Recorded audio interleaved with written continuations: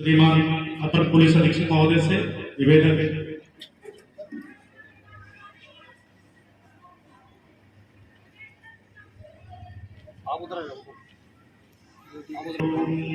महज्योति परम ज्योति eco ज्योतिर्जनार्दन eco हरतु पापम eco ज्योतिर्नमोस्तुते।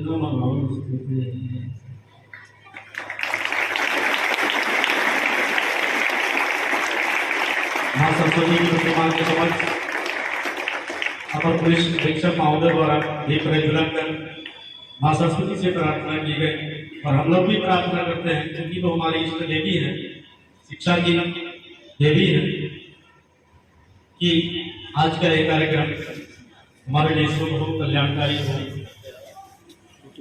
कृपया सभी अतिथियों से आकर निवेदन अपना अपना स्थान ग्रहण कर लें। तो आइए इसी क्रम में सर्वप्रथम पढ़ने का प्रेरणा दें हेमंत शर्मा जी।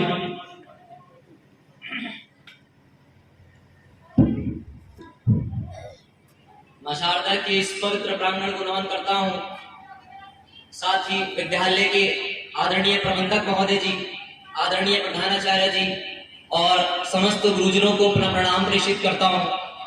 आज के इस कार्यक्रम में शोभा बढ़ाने हेतु आए हमारे जिले के माननीय अपर जिला अधीक्षक महोदय जी के चरणों में प्रणाम प्रेषित करता हूँ। आज सभी अतिथि जो इस कार्यक्रम में आए उन सभी का अभिवादन और सभी को प्रणाम प्रेषित करता हूँ।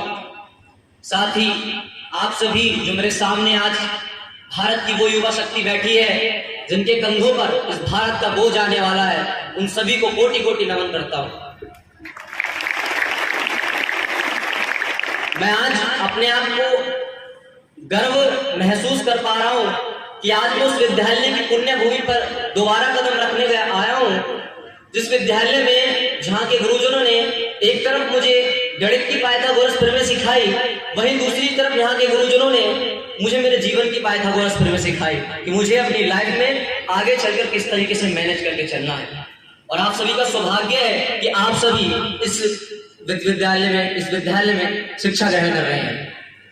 ये वो विद्यालय है जो केवल शिक्षा नहीं देता है बल्कि विद्या देता है। विद्या यानी कि संस्कार। ये वो विद्यालय है जो आपको बताता है कि आपको अपने जीवन के पथ पर किस तरीके से अपनी गति को बढ़ाना है। और दोस्तों, आप लोग, हम लोग, हमारी वो उम्र है कि हम उस प्रत्येक कार्य को कर सकने में सक्षम हैं जो आज तक हमें असंभव लगे हैं, परंतु जरूरत है उस कार्य को करने की जो हम आज तक नहीं करते हुए आए हैं। वो कार्य है हमें अपने भविष्य को ध्यान में रखते हुए वर्तमान के कार्य को करना। यदि हमें अपना भविष्य सुधारना है तो हमें अपना वर्तमान सुधारना पड़ेगा। वो एक छोटी सी कहानी आती है कि एक गांव में एक प्रथा थी कि वहां की जनता में से एक व्यक्ति को 5 साल के लिए राजा चुना जाता था। 5 साल तक वो राजा राज करता था, सारे ऐशो आराम उसे मिला करते थे। लेकिन 5 साल बाद वही गांव की जनता उस राजा को एक वीरान टापू पर छोड़ करके आ जाती थी। उस टापू पर ना कोई खाने की व्यवस्था, ना रहने की व्यवस्था, ना यातायात की कोई सुविधा, और वो राजा 5 साल बाद वहां तड़प तड़प करके मर जाया करता था। क्रम चलता रहा। एक दिन एक व्यक्ति का नंबर राजा बनने का आया। उस व्यक्ति को गांव के प्रजा ने राजा घोषित किया। 5 वर्ष के लिए व्यक्ति राजा बना। व्यक्ति जैसे ही राजा बना उसने सोचा कि ये 5 वर्ष तो मैं अपने गुजार लूंगा, लेकिन इन 5 वर्ष के बाद मेरी जिंदगी क्या होगी। उसने उस टापू पर जाने की सहमति दर्ज कराई कि मुझे उस टापू पर एक बार चलकर देखना चाहिए कि ऐसा क्या टापू में है जो वहां जाकर के राजा अपनी जीवन गंवा देता है। उस टापू पर गया राजा, उसने देखा कि ना यहाँ खाने की व्यवस्था है, ना रहने की है, ना यातायात की सुविधा है। तो उसने क्या काम किया, उसने सबसे पहले वहां पर खाने की व्यवस्था, बड़े बाग बगीचे लगवाए, बड़े बड़े महल लगवाए, सारी सुविधाएं, सुख सुविधाएं उसने वहां उस टापू पर लगा दी और वापिस अपने राज्य आ गया। 5 साल तक अपना राज्य पूरा किया। अब गांव वालों का हुजूम उस राजा को लेकर के 5 साल बाद उस टापू पर गया। गांव वालों ने देखा कि वो टापू इतना सुंदर हो चुका है कि वो टापू राजा के असल राज्य से 10 गुना ज्यादा सुंदर था। गांव वालों की आंखें चौंक आ गई, वो चौंक गए। इस कहानी से हमें सीधी सीधी एक सीख मिलती है, यदि वो राजा उन 5 सालों को जैसे पिछले राजाओं ने गुजारा है वो ऐसे ही गुजार देता, तो वो भी बाकी के राजाओं की तरह अपना जीवन मृत्यु की गोद में सुला देता। लेकिन उसने अपने भविष्य को ध्यान में रखते हुए उन 5 साल में जिन्हें उसे राज करना था, जिन सालों में, उन सालों में उसने उस टापू को सुधारने का काम किया, अपने भविष्य को देखते हुए वर्तमान को सुधारने का काम किया, और आज वो राजा पूरी जिंदगी अपनी ऐसे आराम से गुजारा है। दोस्तों, यही सोच हमें अपनी रखनी है। हम लोग परीक्षाएं आती हैं, एग्जाम्स आते हैं, हम क्या करते हैं, पता चला डेट शीट आ गई तो 1 महीना पहले, 15 दिन पहले पढ़ना स्टार्ट करते हैं, और वही बोझ बन जाता है जिसके कारण हम डिप्रेशन में आ जाते हैं। आपको सोचना होगा, आपको 1 साल मिलता है तैयारी के लिए। यदि आप क्लास का वर्क क्लास में करें, होमवर्क का वर्क होमवर्क में जाकर के पूरी ईमानदारी के साथ करें, तो मैं आपको गारंटी के साथ लिख के देता हूं कि आपको परीक्षा के समय पर डिप्रेशन होने की जरूरत नहीं पड़ेगी। एक एक क्वेश्चन आपके दिमाग में रटा हुआ रहेगा कि मुझे यहाँ क्या करना है, किस प्रश्न में क्या लिखना है।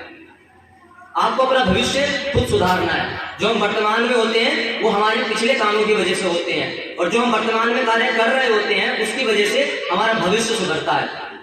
आप लोग अपने भविष्य को सुधारने के लिए वर्तमान में कार्य कीजिए।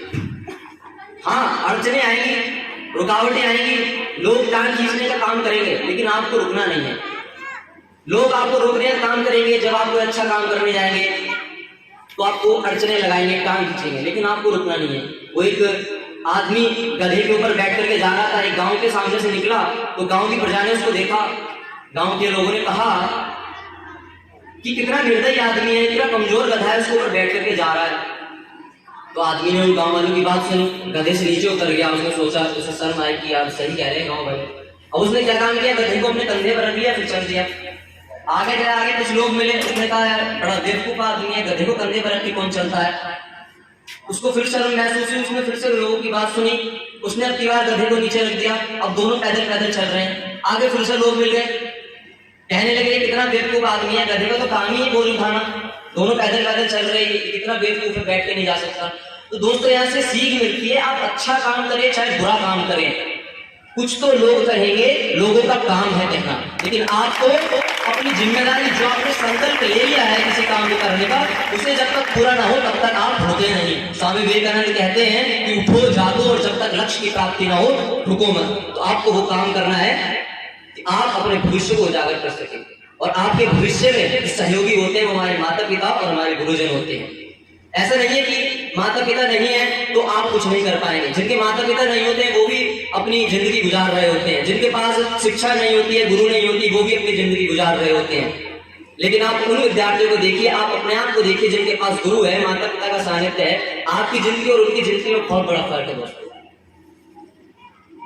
आप लोग उनसे कई स्थितियों में भिन्न हैं। आप लोगों को गुरु का महत्व बताता हूँ, माता पिता का महत्व बताता हूँ एक छोटी सी बोध कथा के माध्यम से। होता क्या है कि हमारा जो जीवन है वो बड़ा जटिल जीवन है, उसको सुधारने में जो काम करते हैं वो हमारे गुरु और माता पिता करते हैं। आप लोगों से मैं यदि कहूं कि अगर किसी चींटी को भारत से श्रीलंका ले जाना हो, श्रीलंका जाना हो चींटी को भारत से, तो क्या वो जा पाएगी? कोई प्रश्न का उत्तर देगा? अगर चींटी या जाना चाहे भारत से श्रीलंका तो क्या वो जा पाएगी? दोस्तों नहीं जा पाएगी। उसका इतना जीवन ही नहीं है, वो कितना ही समय लगा दे चलने में, अगर वो 24 घंटे दिन रात भी चलेगी तो भी वो श्रीलंका तक नहीं पहुंच पाएगी। लेकिन यदि उस चींटी को किसी नाव का सहारा मिल जाए जो श्रीलंका जा रही होगी, तो वो नाव उस चींटी को 2 दिन के अंदर श्रीलंका पहुंचा देगी। और इस नाव का जो काम हमारे जीवन में कर रहे हैं वो हमारे माता पिता और हमारे गुरुजन कर रहे हैं, जिनके माध्यम से हम अपने जीवन को सफल बनाते हैं। दोस्तों, हमारा जीवन बहुत बहुमूल्य जीवन है, और ये देश की मिट्टी है ना, बड़ी पावन मिट्टी है। यहाँ पर दुष्टों का संहार करने के लिए जहाँ एक तरफ भगवान श्री कृष्ण जन्म लेते हैं, वही मर्यादाओं में जीवन जीने के लिए भगवान श्री राम जन्म लेते हैं। यदि आप पर भारतीय होने का ठप्पा लगा है तो आप अपने जीवन को व्यर्थ मत जाने देना। अभी आप लोग यहाँ से जाएंगे, कोई अच्छा डॉक्टर बनेगा, कोई अच्छा इंजीनियर बनेगा, कोई अच्छा पॉलिटिशियन बनेगा, लेकिन एक बात अपने जहन में रखना, ये देश नहीं झुकना चाहिए, इस देश की संस्कृति नहीं मिटनी चाहिए, क्योंकि हम हैं तो ये देश नहीं है, क्योंकि देश है तो हम लोग हैं। ये हमें सोचना होगा। भारत का सम्मान इस दुनिया में इसलिए नहीं है कि हमारे पास परमाणु पावर है, हमारे पास बहुत सारे हथियार हैं, हम किसी भी दुश्मन देश से आसानी से जीत जाएंगे, बल्कि इसका सम्मान इसलिए है क्योंकि भारत ने हमेशा प्रेम की भाषा करना सिखाई है। भारत ने सिखाया है कि कैसे विभिन्न जाति और मजहब के लोग एक साथ रहकर भी शांति के साथ रह सकते हैं। ये भारत की परंपरा है, ये भारत की संस्कृति है। और आपसे अनुरोध है कि आप इस संस्कृति को बनाए रखना। आप किसी भी क्षेत्र में जाएं, लेकिन अपनी संस्कृति को, अपने विचार को इस तरीके से रखना कि आपका भारत के प्रति प्रेम सामने वाले को दूर से झलकना चाहिए। और मुझे पता है कि यहाँ जितने भी युवा शक्ति बैठी है वो सभी अपने देश के लिए मर मिटने के लिए तैयार है। अपने को अपने देश के बचाने के लिए उन पंक्तियों में सबसे पहले खड़ा कर पाएंगे आप लोग, जिन पंक्तियों में कभी महात्मा गांधी खड़ा हुआ करते थे, कभी डॉक्टर भीमराव अंबेडकर खड़े हुआ करते थे, चंद्रशेखर आजाद, रानी लक्ष्मीबाई खड़ी हुआ करती थी। अंत में 4 लाइनें आपके लिए कह करके अपने वक्तव्य को विराम दूंगा कि परखोगे तो कुंदन सा ईमान निकलेगा, दिलों में कुछ बड़ा करने का अरमान निकलेगा। और ये नई पीढ़ी के नौजवान भले कितने ही हो मॉडर्न, अगर चीरेंगे सीना तो हिंदुस्तान निकलेगा, चीरेंगे सीना तो हिंदुस्तान। अभी आपके सामने हेमनंदन जी आए थे, वो कहाँ गए थे? पुणे गए थे। कितने लोगों में सिलेक्शन हुआ उनका? वो कहाँ से बिलोंग करते हैं? आपके बीच से बिलोंग करते हैं ना, ये एग्जाम्पल्स हैं। आप लोग के बीच से बिलोंग करते हैं ना, कहीं वो दिल्ली से तो नहीं आए, वो कहीं लखनऊ से तो नहीं आए, आपके बीच के है ना, लेकिन उनको उपलब्धि मिली ना। तो ये एग्जाम्पल उदाहरण है।